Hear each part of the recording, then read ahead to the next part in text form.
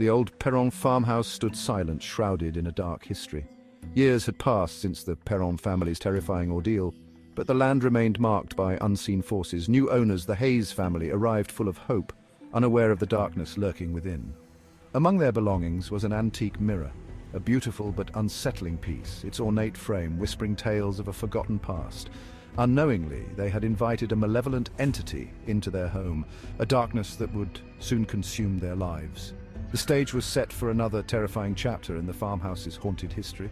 The Hayes family, eager to make the house their own, ignored the unsettling energy that clung to the walls. John, the father, dismissed the local rumors about the house as mere folklore. His wife, Mary, felt an underlying sense of unease, but chose to believe it was simply the stress of moving.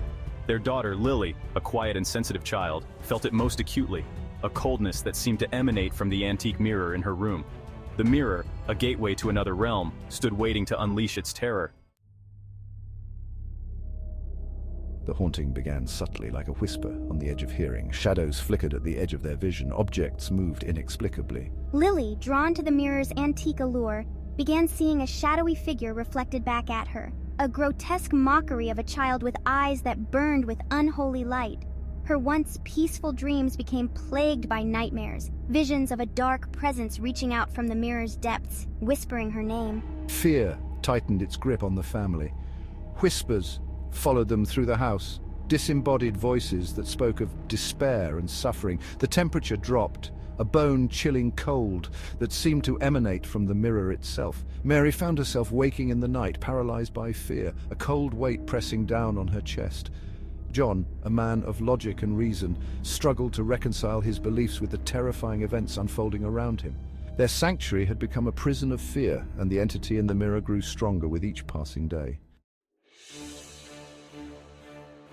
Desperate and terrified, the Hayes family sought help from the only people who might understand their plight: Ed and Lorraine Warren, renowned paranormal investigators. Arriving at the farmhouse, the Warrens were greeted by an oppressive silence, a palpable sense of dread hanging heavy in the air. Ed, with his calm demeanor and unwavering faith, provided a sense of security. Lorraine, her psychic senses attuned to the unseen world, felt the icy grip of the entity the moment she stepped inside. The battle for the Hayes family's souls had begun. Ed interviewed the family, meticulously documenting every detail of their experiences. Lorraine, her eyes closed, walked slowly through the house, sensing the cold spots, the residual energy of fear and suffering. Her hand hovered over the antique mirror, a surge of icy energy flowing from it. She saw flashes of its dark past, of the souls trapped within its depths. The mirror, she realized, was not just haunted, it was a conduit, a portal through which something truly evil was attempting to enter their world. To confront the entity and understand its hold on the family, Lorraine insisted on a seance. The atmosphere in the room crackled with tension as Ed, crucifix held tight, created a circle of protection around himself, Lorraine, and the terrified Hayes family. As Lorraine slipped into a trance, her voice took on a strange, distant quality, the entity's presence growing stronger. The mirror's surface rippled, the reflection distorted into a horrifying visage. The entity, enraged by their intrusion, lashed out, the room plunging into an icy darkness. The entity's voice, a guttural growl, filled the room, spewing hatred and threats. It spoke of its hunger, its desire to break free from its prison within the mirror and unleash its rage upon the world. Lorraine, her face pale with exertion, fought to maintain control, to keep the entity at bay. Ed, his voice a steady counterpoint to the entity's rage, recited prayers, the words a weapon against the darkness.